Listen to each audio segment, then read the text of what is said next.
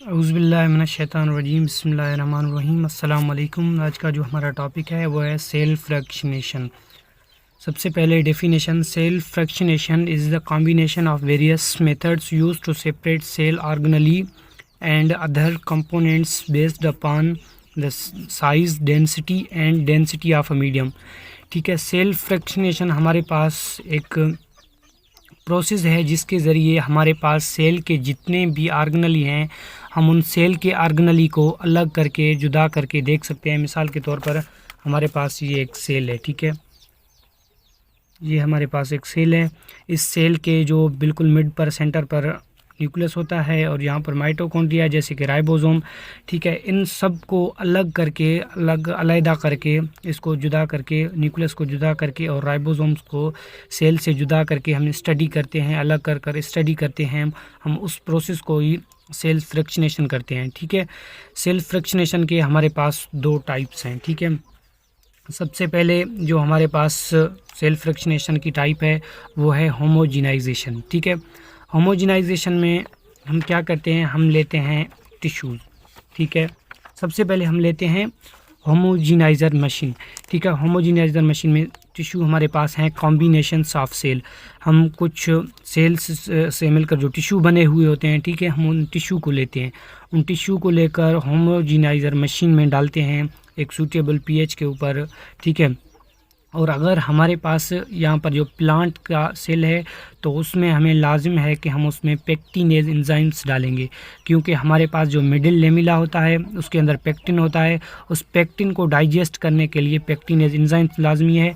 इसलिए जो हम टिश्यू डालते हैं, अगर प्लांट सेल है तो उसके अंदर हम सूटेबल मीडियम भी रखेंगे और उसके साथ हम उसमें पेक्टिनेज एंजाइम भी रखेंगे। ठीक है, अब हम उसके बाद होमोजिनाइज़र मशीन को मैकेनिकल एनर्जी देंगे। ठीक है, जब हम इसको मैकेनिकल एनर्जी देंगे तो हमारे पास ये जो टिश्यूज़ हैं वो टिश्यूज़ हमारे पास कन्वर्ट हो जाएंगे ऑर्गेनली में, जैसे सेल्स में। ठीक है, सेल्स में हो जाएंगे और ऑर्गेनली में जितने कि जैसे कि माइटोकॉन्ड्रिया या दूसरे ऑर्गेनली हैं, इसी तरह से ये हमारे पास, ठीक है, हो जाएंगे और इनका जो मिडिल लेमेला है, जो बाउंड्रीज़ हैं वो ख़त्म हो जाएंगी। ठीक है,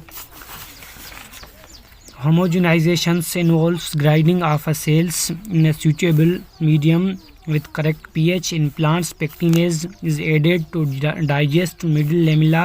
The procedure gives rise to a uniform mixture.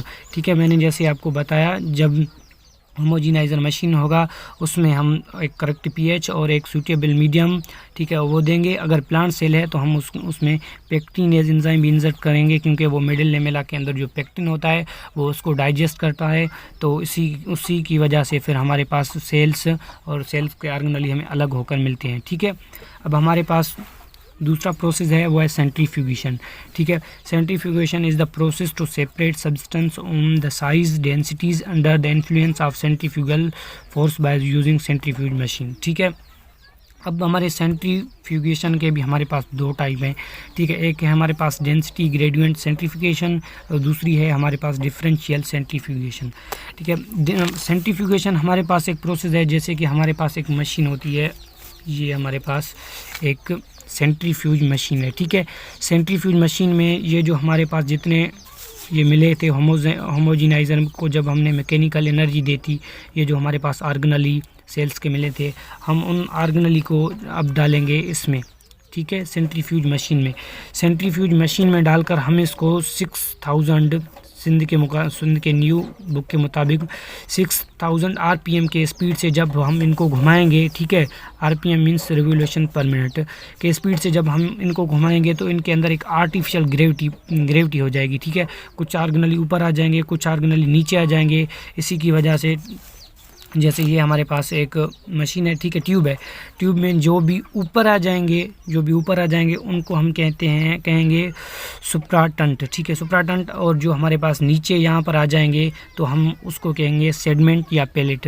एक बुक में सेगमेंट है, एक बुक में पेलेट है हमारे पास, पंजाब और फेडरल के हिसाब से। ठीक है, अब हमारे पास जो टाइप हैं सेंट्रीफ्यूगेशन के वो हम टाइप पढ़ेंगे। ठीक है, इन डेंसिटी ग्रेडियंट सेंट्रीफ्यूगेशन में the components of a cell different size and densities are separated are separated in different layers. The upper layer are less denser than lower layer. ठीक है, अब हमारे पास जो डेंसिटी ग्रेडियंट सेंट्रीफ्यूगेशन है, अब हम एक ट्यूब लेंगे। ठीक है, हम एक ट्यूब लेंगे, उस ट्यूब के अंदर कुछ चीज़ें, जैसे कि हमारे पास कोर्स में सक्रोज भी है, कहीं पर वाटर भी है, पर ज़्यादातर सक्रोज को ही हम लेते हैं। वो सक्रोज लेंगे जिसकी डेंसिटी 10 है, कुछ सक्रोज लेंगे जिसकी डेंसिटी 7 है, कुछ सक्रोज लेंगे जिसकी डेंसिटी 5 है, कुछ लेंगे जिसकी डेंसिटी। अब जब हम इन सक्रोज के जो एक लेयर्स बन जाएंगे तो हम जो हमने सेंट्रीफ्यूगल मशीन में कुछ प्रोसेस किया था, उसके बाद जो हमें कुछ चीज़ें मिले मुताबिक इस मशीन के ऊपर उन आर्गेनली को रख देंगे जिसकी डेंसिटी जितनी ज़्यादा होगी। ठीक है, जब हमारे पास जैसे कि माइटोकॉन्ड्रिया की डेंसिटी सबसे ज़्यादा होती है और क्लोरोप्लास्ट की, वो हमारे पास इस जगह पर आ जाएंगे। उसके बाद न्यूक्लियस आ जाएगा, फिर क्लोरोप्लास्ट, फिर दूसरे आर्गेनली आ जाएंगे, और ऊपर जो हमारे पास आर्गेनली हैं वो आ जाएंगे, जैसे कि राइबोसोम या ऐसी आर्गेनली। ठीक है, आ जाएंगे। ठीक है, अब हमारे पास सेंट्रीफ्यूगेशन की दूसरी टाइप है, वो हमारे पास दूसरी टाइप है द डिफरेंशियल। एक मिनट में बुक को सीधा कर लूँ। दूसरी टाइप है हमारे पास differential centrifugation.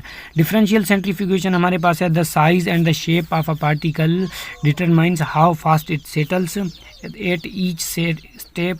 The content which settles in the bottom of the tube is called pellet, and those that remains suspended above in the form of liquid are called supratant.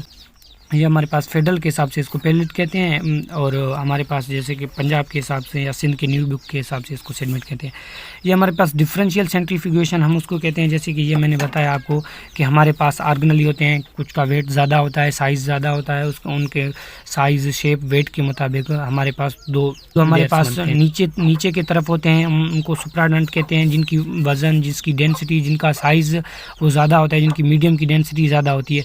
और जो हमारे पास जो आर्गेनली हैं जो हमारे पास ऊपर रह जाते हैं लिक्विड की फॉर्म में, हम उनको कहते हैं सुप्राडंट। वो जिनकी वेट कम है, जिनकी डेंसिटी कम है, जिनकी size as compare to others कम है, वो हमारे पास ऊपर आ जाती हैं, हम इसको कहते हैं डिफरेंशियल सेंट्रीफ्यूगेशन।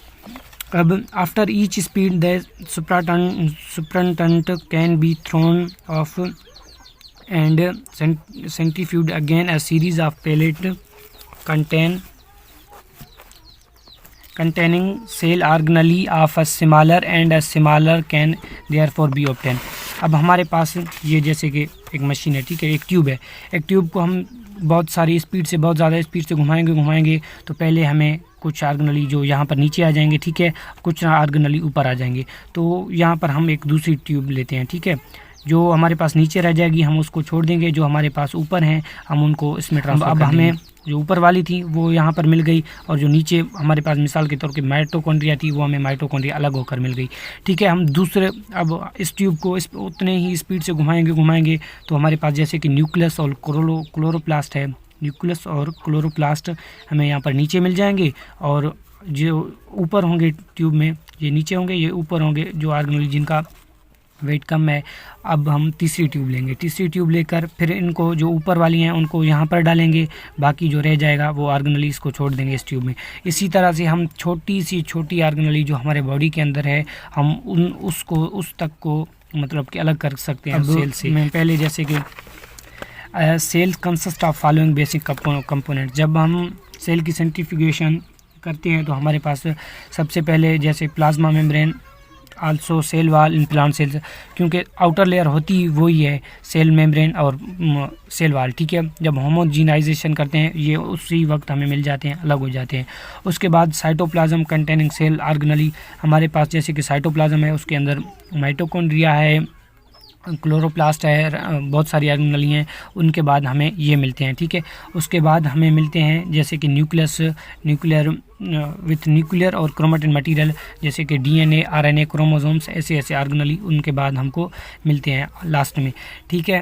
अब आज का ये हमारा टॉपिक यहीं पर ख़त्म हुआ। इंशाल्लाह नेक्स्ट टॉपिक में हम पढ़ेंगे सेल वॉल। तब तक के लिए अपना ख्याल रखना। अल्लाह हाफिज़।